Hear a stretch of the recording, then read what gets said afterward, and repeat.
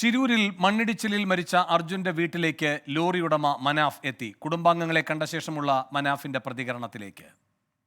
പക്ഷെ അത് എവിടെയെന്നുള്ളത് ഇനി ഒരു കൺഫ്യൂഷന്, ഒരു വിദഗ്ധന്മാരുടെ ഒരു സാന്നിധ്യം കുറവാണ്. ഭയങ്കര ലാഗിങ് ആണ് കർണാടക.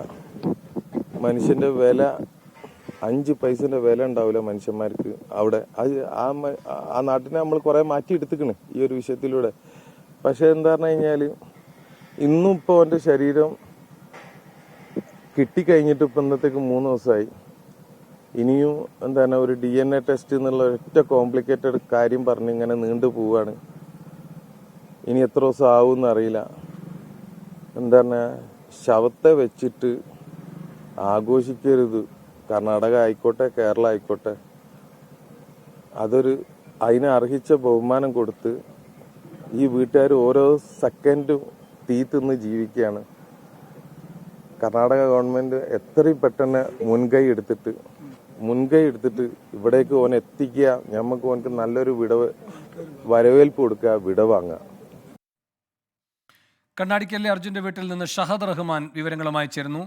ഷഹദ്, എപ്പോഴാണ് മനാഫ് വീട്ടിലെത്തിയത്? അവരുമായി എന്തൊക്കെയാണ് സംസാരിച്ചത്? ഈ മൃതദേഹം വിട്ടുകിട്ടുന്നതുമായി ബന്ധപ്പെട്ട തടസ്സങ്ങൾ നിലനിൽക്കുന്നു എന്നാണോ മനാഫ് പറയുന്നത്?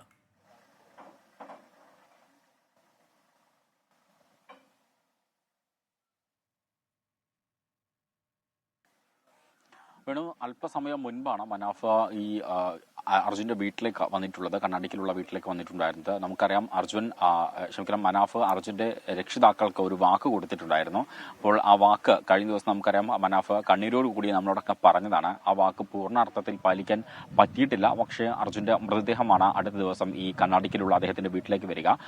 ഇപ്പോൾ ഷിരൂരിൽ നിന്നാണ് മനാഫ് ഈ അർജുന്റെ വീട്ടിലേക്ക് വന്നിട്ടുള്ളത്. ആ ഒരു ഘട്ടത്തിലാണ് ഇപ്പോൾ രക്ഷിതാക്കളെയും അതുപോലെ തന്നെ അർജുന്റെ ഭാര്യയെയും ഒക്കെ കാണാനായിട്ട് ഇപ്പോൾ ഈ വീട്ടിലേക്ക് വന്നിട്ടുണ്ടായിരുന്നത്.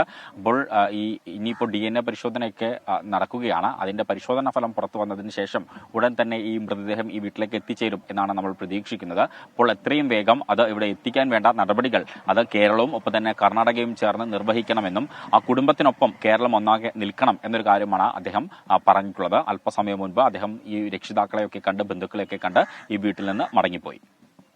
ശരി, അർജുന്റെ വീട്ടിൽ മനാഫ്, ഷഹദ് റഹ്മാനാണ് വിശദാംശങ്ങൾ നൽകിയത്.